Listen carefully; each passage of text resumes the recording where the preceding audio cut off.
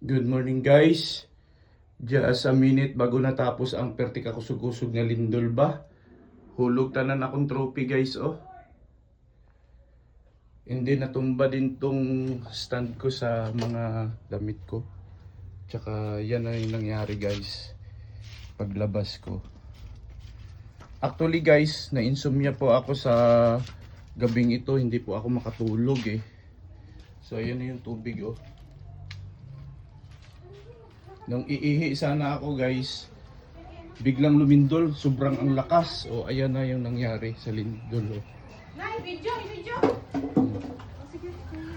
Na. Yan. And then dali-dali kong kinuha yung susi ko sa tindahan ko kung ano nangyari. So pagpasok ko guys, ito na yung nangyari. Then nung nasa loob pa ako ng bahay at kwarto, trinay kong magpaandar ng ilaw pero hindi na umandar. So ayan na po yung nangyari guys. So, grabe, sobrang lakas. Yan, mga display ko. Yan. So far wala naman masyadong na-damage sa gamit ko. Pero ito lang nagkalatumba guys. Yung loob ng chiller, yung mga beers. So later aayusin ko na lang mga guys. Grabe, sobrang lakas talaga ng magnitude na ngayon guys. Yung car ko pala na hindi ko pala nakaber. Nakabiyahin. Yan, ito yung itsura ng wala pang tulog. Yan mga kawiner oh. Basag oh. Yan. May aftershock pa oh. Meron pang aftershock. In Jesus name. Meron pa aftershock. Yung pinipigilan ko yung TV talaga mga kawiner eh. Dito sa music studio ko. Kasi dito ako natutulog. Oh, tingnan mo yung ano ko, mixer ko, gumalaw oh. Pero walang kuryente ngayon mga kawiner. Yung kakarampot kong trophy. Oh, ayan, gumagalaw pa. May aftershock pa mga kawiner. Yan, gumagalaw pa po oh. Yan. Oh, malalaman mo po na meron pang ano, aftershock oh. Gumagalaw pa yung microphone ko. Jesus name. Oh, malakas pa. In Jesus name, nandyan pa. Malakas pa rin. Jesus name. Ubos na yung trophy ko. Kakarampot kong trophy. Ayan mga kawiner, balik po tayo dito guys sa shop ko.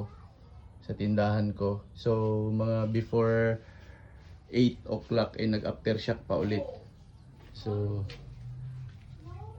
yan, may mga nahulog ako mga buti oh. Mang tumas na damage. Yan. So medyo ano lang naman, mild lang damage. Kaya lang yung freezer ko hindi, yung iba dito napatayo ko na mga kawiner oh.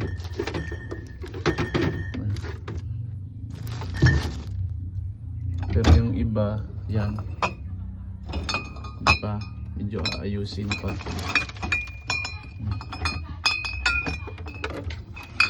So far hindi naman na masyado natumba. Natumba rin to, pero yung coke hindi. Yan ang mga kawiner. Oh. Wala tayong kuryente ngayon mga kawiner. And this time is mga inumin ko pala. Oh, buti na lang hindi nangahulog to. Dahil okay yung pagkasagang niya no. Oh, hindi nahulog yung mga mamahalin kong inumin dito. Pero some of my drinks nangatumba yan mga kawiner. Buti na lang nandito yung pearls na to, if in case. Oh, yan. Pakita ko ulit yung mga inumin ko sa baba. Nangatumba yan. So far wala namang nabiak. Isa lang yung mga dilata ko dyan, mga kawiner na nahulog, nangatumba. So far yung Mang Tomas lang yung damage dito.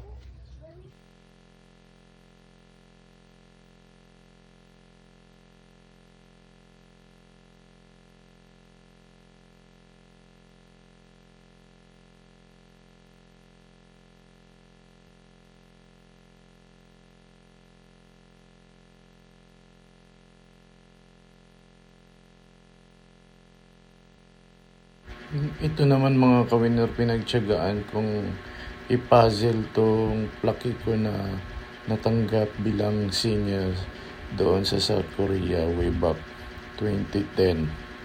Hindi na siguro ito mabubuo mga kawiner, sayang naman.